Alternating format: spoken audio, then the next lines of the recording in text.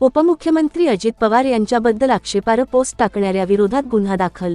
राष्ट्रवादीचे नेते गुरुकुमार निकाळे यांनी मनमाड पोलीस ठाण्यात केली तक्रार दाखल। हेतुपुरस्सर आक्षेपार्ह पोस्ट टाकण्यात आल्याची माहिती।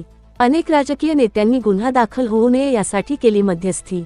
गणेश कुनगर असे पोस्ट टाकणाऱ्या तरुणाचे नाव आहे। राज्याचे उपमुख्यमंत्री तथा राष्ट्रवादी काँग्रेसचे अध्यक्ष अजितदादा पवार यांचे विमान अपघातात दुर्दैवी निधन झाले। त्यांना श्रद्धांजली वाहण्यासाठी सोशल मीडियावर पोस्ट टाकण्यात येत होत्या। यावर मनमाड नजीक असलेल्या धोटाणे येथील गणेश कुनगर या तरुणाने असे लोक मेलेच पाहिजे अशा आशयाची वादग्रस्त पोस्ट टाकली। या विरोधात राष्ट्रवादी काँग्रेस आक्रमक झाली व त्या तरुणांच्या विरोधात गुरुकुमार निकाळे या युवकाने पोलीस ठाण्यात गुन्हा दाखल केला व अशा माथेफिरूंना तत्काळ अटक करून कारवाई करण्यात यावी अशी मागणी राष्ट्रवादी नेते गुरुकुमार निकाळे यांनी केली आहे। आवाज जनतेचा न्यूज मराठी वृत्तवाहिनी मनमाड। राज्याचे उपमुख्यमंत्री तथा राष्ट्रवादी काँग्रेस पार्टीचे राष्ट्रीय अध्यक्ष नामदार अजितदादा पवार यांचे काल विमान अपघातामध्ये दुर्दैवी निधन झाले।